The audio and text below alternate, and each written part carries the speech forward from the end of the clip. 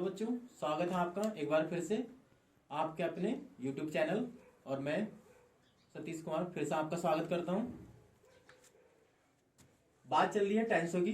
पिछली वीडियो में हमने आपको टेंसों के बारे में बताया था और ये प्रेजेंट का चौथा भाग चल रहा है। थोड़ा सा रिमाइंड कर लेते हैं टेंसों को।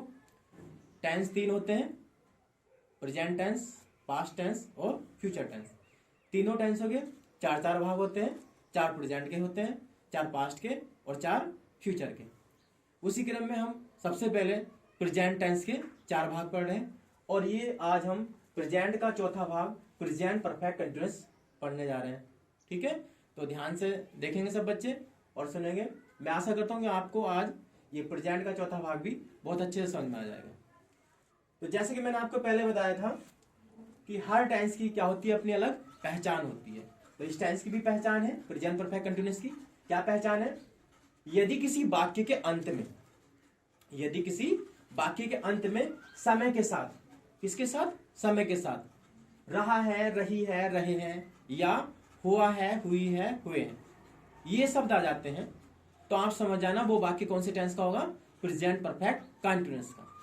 ठीक है बच्चों, अब बात आती है नियमों की, रूल्स की। तो रूल्स, हल्का टेंस है ये भी, दो चार रूल्स हैं इसके। पहला नियम है क्या, मुख्य क्रिया में जो मेन वर्ब होती है, मुख्य क्रिया में क्या जोड़ेंगे? आईएनजी जोड़ देते हैं। यानी कि इस टेंस में क्या आती है, वर्ब की आईएनजी फॉर्म आती है। ठीक है। दूसरा रूल है सहायक क्रिया। आपको बताया था मैंने कि हर टेंस की अपनी अलग सहायक क्रिया होती है, तो इस टेंस की भी अपनी अलग सहायक क्रिया है। इसकी दो सहायक क्रिया होती है, हैज बीन और हैव बीन, दो सहायक क्रिया होती है। अब हैज बीन कहां लाएंगे, हैव बीन कहां लाएंगे, ये मैंने स्पष्ट रूप से लिख दिया है, बोल भी रहा हूं। हैज बीन आती है एक वचनकर्ता के साथ। जो एक वचनकर्ता होता है सिंगुलर सब्जेक्ट होता है, सिंगुलर सब्जेक्ट के साथ हम क्या लगाते हैं, हैज बीन। और हैव बीन लगाते हैं बहुवचनकर्ता के साथ, यानी कि प्लूरल सब्जेक्ट के साथ। ठीक है बच्चों। अब तीसरा नियम, इसको जरा ध्यान से समझना। तीसरा जो नियम है वो ये है कि निश्चित समय को वाक्य के अंत में सिंस से जोड़ते हैं। निश्चित समय को वाक्य के अंत में सिंस से जोड़ते हैं तथा अनिश्चित समय को फोर से जोड़ते हैं। अब आप लोग सोच रहे होंगे कि ये समय निश्चित अनिश्चित क्या होता है, तो वो मैं आपको बताऊंगा निश्चित समय क्या होता है और अनिश्चित समय क्या होता है। फिलहाल आप समझ लीजिए कि निश्चित समय आता है तो उसे आप वाक्य के अंत में सिंस से जोड़ेंगे, और अनिश्चित समय आता है तो उसे आप वाक्य के अंत में फोर से जोड़ेंगे। ठीक है बच्चों, यहां पर मैंने एक हेडिंग लिखा है निश्चित समय। तो निश्चित समय क्या होते हैं मैं बता रहा हूं, सुबह, दोपहर, शाम, रात, आधी रात, बजे, सन, कल, परसों, दिनों के नाम, महीनों के नाम, जन्म से, और भी बहुत सारे निश्चित समय होते हैं, बट मोस्टली इन्हीं का ज्यादा यूज होता है, मेन यही है। तो ये बच्चों क्या है, ये निश्चित समय है। अगर इनमें से कोई एक समय वाक्य में आता है तो आप क्या जोड़ेंगे उसे, सिंस से। अगर इनमें से कोई समय वाक्य के बीच में आता है, वाक्य में आता है, तो आप उसे क्या जोड़ेंगे, सिंस से। और इनमें से कोई समय नहीं आता है और कोई इनके अलावा कोई और समय आता है तो उसे जोड़ेंगे आप फोर से। ठीक है बच्चों। अब आप लोग कह सकते हैं कि निश्चित समय तो लिखवा दिए, निश्चित समय तो बता दिए, फिर अनिश्चित समय क्या होते हैं? तो सिंपल सी बात है, निश्चित ये है तो इनके अलावा सब क्या है, अनिश्चित है। तो अनिश्चित को लिखने की, याद करने की, लिखने की आवश्यकता नहीं है। ठीक है बच्चों, एग्जाम्पल पे चलते हैं। ठीक है, एक बात और बता दूं मैं यहां पे आपको। देखिए ये चल रहा है आपका present perfect continuous. Perfect continuous चल रहा है। एक तो खाली कंटीन्यूअस होता है और एक होता है परफेक्ट कंटीन्यूअस। कंटीन्यूअस में और परफेक्ट कंटीन्यूअस में केवल और केवल समय का अंतर होता है। अगर सेंटेंस में समय के साथ रहा, रही या हुआ, हुई आ रहा है तो वो परफेक्ट कंटीन्यूअस है। समय हटा दिया तो वो खाली कंटीन्यूअस माना जाता है। ठीक है बच्चों, चलिए एग्जाम्पल देखते हैं। राम सुबह से अपना पाठ याद कर रहा है। पहले तो आप देखिए कि इस वाक्य में वाकई में ये जो हमने रूल्स लिखवाए हैं वो फिट हो रहे नहीं हो रहे, पहचान फिट बैठ रही है या नहीं बैठ रही है। तो देखिए ये समय आ गया सुबह से और लास्ट में आ गया रहा है। ऐसी दूसरा एग्जाम्पल है, वे 2 दिन से नदी में स्नान नहीं कर रहे हैं, तो समय आ गया 2 दिन से और लास्ट में आ रहा है रहे हैं। तो इसका मतलब जो हमने आपको पहचान लिखवाई है वो बिल्कुल सही बैठ रही है इसमें। अब इसकी ट्रांसलेशन करते हैं, इसकी अंग्रेजी बनाते हैं। पहला सेंटेंस आपका, राम सुबह से अपना पाठ याद कर रहा है। ठीक है बच्चों, तो यहाँ पर सब्जेक्ट जो करता है वो क्या है, राम है। कर्ता कर्म आपको बताया था पहले वीडियो में हमने, तो जो काम करने वाला होता है वो कर्ता होता है, सब्जेक्ट होता है। तो राम यहाँ पे सब्जेक्ट है, राम को लिख लिया। और राम क्या है, एक वचन है, सिंगुलर है, तो राम के साथ सहायक क्रिया क्या आएगी, हैज बीन। क्या आएगी, हैज बीन। अब क्या लिखी जाती है? मुख्य क्रिया। अब मुख्य क्रिया की अंग्रेजी आएगी। मुख्य क्रिया क्या होती है? आपको बताया था, मुख्य क्रिया हमेशा वाक्य के लास्ट में होती है। मुख्य क्रिया क्या है? याद करना। याद करने की होती है लर्न। अब लर्न में हमें क्या जोड़ना? आईएनजी, क्योंकि इसका हमारा क्या चल रहा है? प्रेजेंट परफेक्ट कंटिन्यूस चल रहा है, और कंटिन्यूस में क्या होता है? मुख्य क्रिया में आईएनजी जुड़ती है। तो लर्न में हमने आईएनजी जोड़ दिया, लर्निंग। अब क्या याद कर रहा है राम? क्या याद कर रहा है? अपना पाठ। तो अपने पाठ क्या आएगी? ये राम के साथ अपनी अंग्रेजी कहलाएंगे हिज। राम के साथ, जो राम सब्जेक्ट है, इसके साथ अपने अंग्रेजी कहलाएंगे हिज। ये मैं आपको बताऊंगा नेक्स्ट वीडियो में कि किस कर्ता के साथ, किस सब्जेक्ट के साथ क्या पॉसेसिव केस लगता है, क्या अपने की अंग्रेजी लगती है, कौन से कर्ता के साथ अपने की अंग्रेजी क्या लगानी चाहिए, ये हम आपको नेक्स्ट वीडियो में बताऊंगा। ठीक है बच्चों? तो राम एक वचन है और पुरुष है, एक वचन पुरुष के साथ फिलहाल समझ लीजिए ही जाता है। नेक्स्ट वीडियो में आपको बिल्कुल क्लियर कर दूंगा कि कौन से कर्ता के साथ क्या अपने की अंग्रेजी आती है। तो Ram has been learning his lesson, पाठ की लेसन आ गई। अब कब से याद कर रहा है? सुबह से। तो सुबह तो भाई निश्चित समय है, आपको लिखवाया था मैंने, सुबह निश्चित समय। तो इस सुबह को हम क्या जोड़ेंगे? सिंस है। तो सिंस मॉर्निंग, सुबह से। ठीक है बच्चों? दूसरा एग्जाम्पल, वे 2 दिन से नदी में स्नान नहीं कर रहे हैं।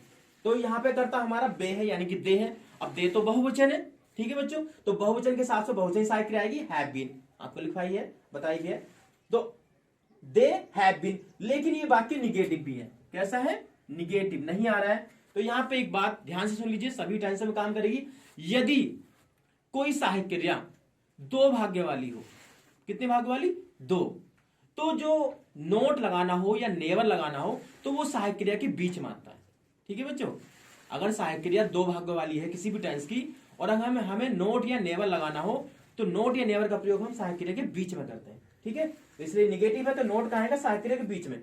कभी आप हैव बीन के बाद नोट लगाओ तो वो गलत हो जाएगा। तो दे हैव नॉट बीन। अब मुख्य क्रिया क्या है? स्नान करना। स्नान करने की बात होती है, इसमें हम आईएनजी जोड़ दें क्योंकि आईएनजी फॉर्म लगनी है, कंटिन्यूस चल रहा है। तो बात ही, अब कहां स्नान कर रहे हैं? नदी में। में की होती है इन, और द रिवर मींस नदी। अब कब से स्नान कर रहे हैं? 2 दिन से। 2 दिन तो भैया निश्चित समय, निश्चित समय यही जो मैंने आपको लिखवाए हैं। ठीक है बच्चों? 2 दिन एनसी समय। तो इसको हम क्या जोड़ेंगे? 4 से। 4, 2 की 2 लगा दी, और डेज की दिन। तो 4 2 days। They have not been bathing in the river for 2 days। ठीक है बच्चों? और एग्जाम्पल देखते हैं, और एग्जाम्पल करते हैं। इनको मैं मिटा देता हूं। ध्यान से पढ़िए, बिल्कुल क्लियर कर देंगे आपको सारे टेंस। और उसके बावजूद भी अगर आपको कोई बात समझ में नहीं आती है बच्चों, तो आप कमेंट बॉक्स में जाके कमेंट अपना लिख सकते हैं। और कोई भी प्रॉब्लम, जैसे कि मैं आपको बार बार कहता हूं, कोई भी प्रॉब्लम अगर आपको आती है तो आप हमें कमेंट करके लिख सकते हैं।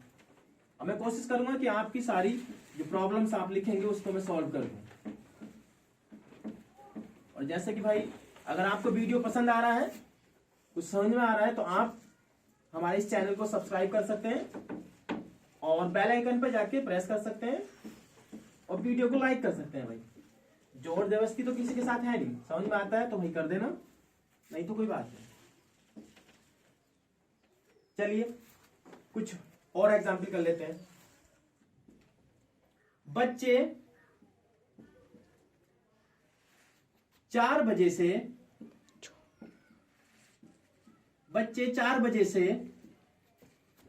कक्षा में क्यों शोर मचा रहे हैं? बच्चे 4 बजे से कक्षा में क्यों शोर मचा रहे हैं? ठीक है बच्चों? बच्चे 4 बजे से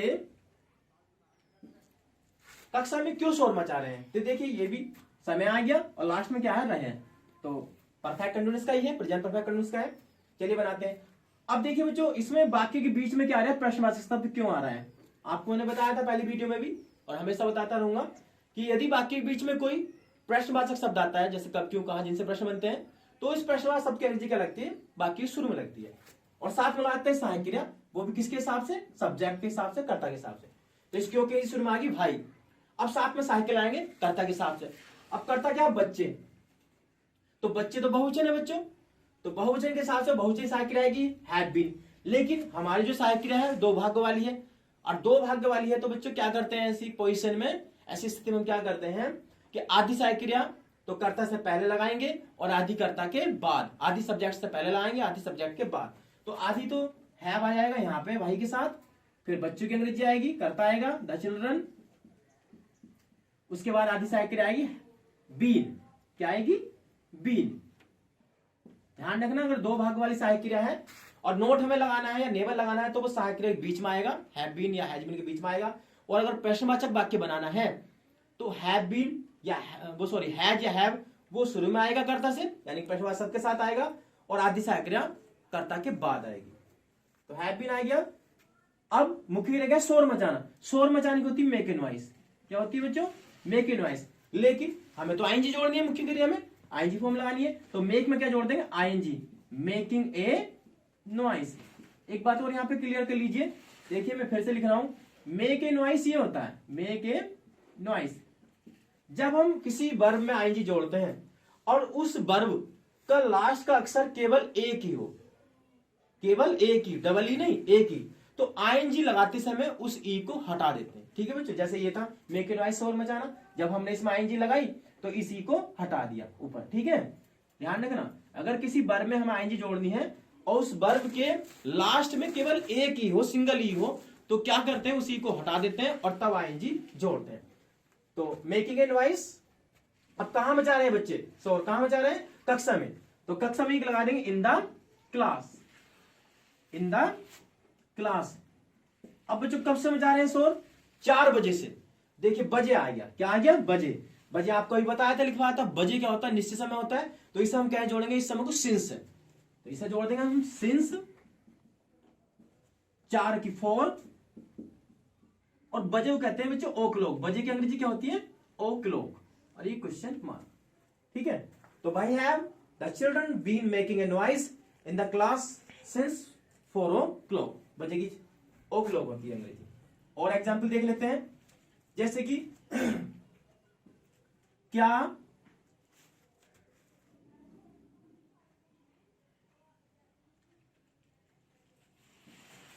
सुबह से, क्या सुबह से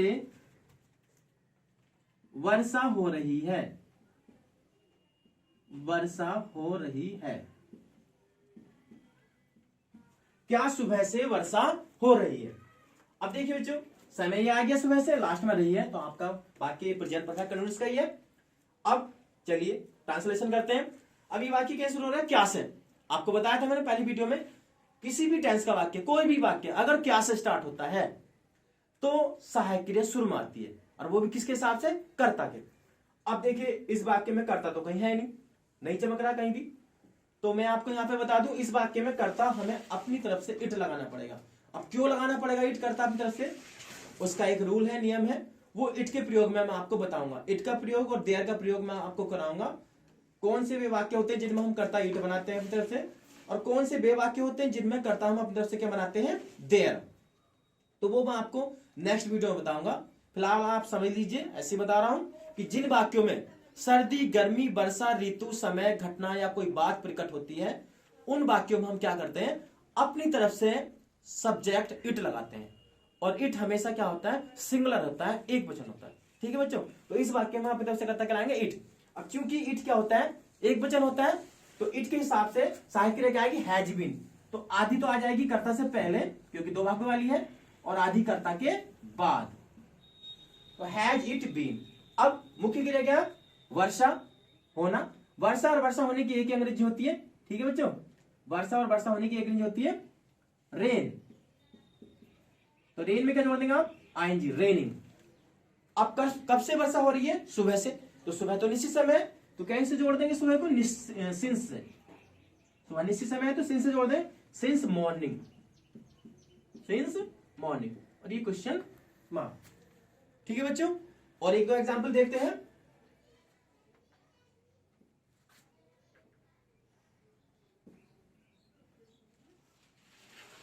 मैं 2005 से इस स्कूल में पढ़ा रहा हूं। मैं 2005 से इस स्कूल में पढ़ा रहा हूं। तो देखिए बच्चों, ये समय आ गया और ये लास्ट में रहा हूं आ गया। तो टेंस आपका वही है, प्रेजेंट परफेक्ट कंटिन्यूस जो चल रहा है, पहचान बिल्कुल फिट बैठ रही है। अब ट्रांसलेशन करते हैं, करता क्या है, सब्जेक्ट क्या, आई, मैं की नीचे होती है आई। अब देखिए बच्चों, आई जो होता है सुनने में तो ऐसा लगता है कि जैसे एक वचन हो, लेकिन प्रेजेंट के 3 भागों में, प्रेजेंट टेंस के 3 भागों में ये क्या माना जाता है, बहुवचन। सुन रहे हैं आप, प्रेजेंट डेफिनेट में और प्रेजेंट परफेक्ट में, और ये जो चल रहा है आपका प्रेजेंट परफेक्ट कंटिन्यूस में, 3 टेंस में आई को क्या माना जाता है, बहुवचन माना जाता है।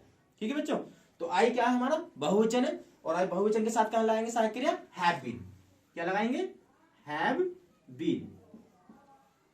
अब मुख्य क्रिया क्या, पढ़ाना है, पढ़ानी क्या होती है, टीच, पढ़ने की रीड होती है या स्टडी, और पढ़ाने की टीच होती है।